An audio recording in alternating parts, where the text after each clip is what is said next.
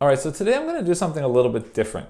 I received a copy of Skora in the mail from Inside the Box Games, but unfortunately it plays 2 to 4 players, so I can't do my normal solo playthrough of this game. But it looks visually really cool, so I wanted to show you sort of what the game looks like inside the box, so to say. So I figured I'd do an unboxing of this one this time. So let's go ahead and open it up and see what it looks like inside. So while I'm opening, you'll see that the game is, I said, from Inside the Box Games. And you can see here in the corner, this is in their Lunchbox game series, which means they're very quick games that you could bring with you and play on a lunch break. But it also means that this box is kind of designed like a lunchbox. And you can see here there's a handle on top, which is pretty cool, right? So I really like the design of this. You see the sort of fishing pole with a hook, but also sort of a Viking-looking axe. So it is sort of a Viking fishing game. Here on the side you see a crab and a fish. I really like the stylized art of this game. On the other side is some other kinds of fish. So it says here, Skora is a fast-paced game of fishing and feuding. Outmuscle rival clans to land the biggest catch, or tactically position your fishing boats to grab the most lucrative haul. So as I said, this is for 2 to 4 players, and it will play very quickly. 15 to 20 minutes is what it says on the box. And this is great for a lunch break, right? So I think that's why they've called these their lunchbox games. But I really like the packaging here.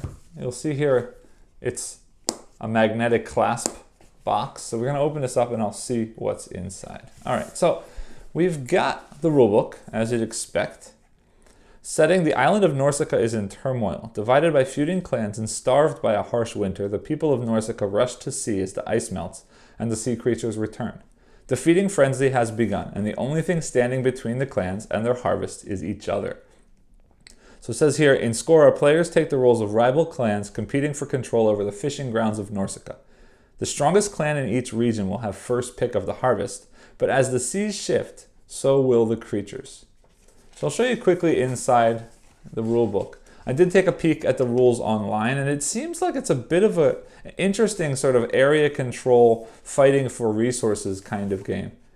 I'm definitely interested to try this one out, but given the state of the world right now, I'm not sure when I'll get it played. But like I said, I wanted to share it with you because it looks like a pretty cool game, and I wanted to make sure everybody had a chance, to catch this. All right, so we've got some punch boards here. Very thick card. These punch very nicely. As I said, this is a very, very nice, heavy, thick card. Just little axe tokens. And this looks like the board. Again, very thick card. Punches out very nice and clean. And it's sort of a stylized water area with, it looks like 3 different sections, A, B, and C. Here we've got the meeple pieces, or Viking boats it looks like. Let me take a couple of these out and see how they look. Yeah, these are really, really cool. Again, I'm a fan of chunky wooden bits. They're kind of small to call them chunky, but I like wooden pieces. They've all got unique designs on their sails as well. And I can't fault them for including some purple player pieces. I love purple. Obviously, Purple Moose plays. You'd expect that I'm a purple player, and you'd be correct. Last thing in this box is 2 sets of cards. Open them up real quick and see what they look like inside. I like, ooh, they're thicker than I expected. They're nice. They've got a sort of, I don't know how to describe it. It's a glossy finish, but it's not glossy. It's a matte gloss. It doesn't make any sense to me, but it feels very interesting. And again, very nice, heavy, thick card. I like it. The symbol on the back sort of almost looks like an open shark mouth. And it looks like these are sort of scoring goals. No more than 2 catch types in your hand, plus 4 points for every pair of creatures in your scoring hand. So it looks like every player is going to have unique scoring goals, perhaps. And then these are the rest of the cards. These are the cards you're going to be playing with. There's that same axe and fishing pole logo on the back. These again have that sort of smooth but not shiny gloss feel to them. I like it. And on the front here, all right, so these are different types of cards. Clearly they're different resources. Crabs, fish, this looks like shark. And you can see not only do they have a number and a color, it seems like every number has its own color. Yeah, there's only one color of each number.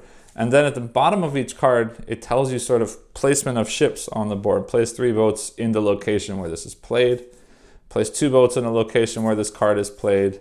Place 1 boat in a location where this card is played. So it seems to me you're placing out cards to maybe score majority of points in a certain location, and then also placing cards to get your boats out onto the board, and then based on those area majorities, taking resources.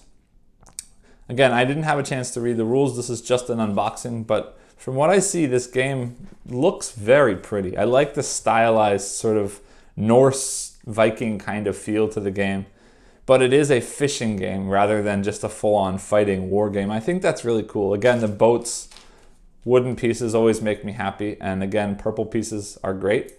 So yeah, if you like what you see, definitely take a look at Skora. Thanks, like and subscribe below, and I'll see you next time.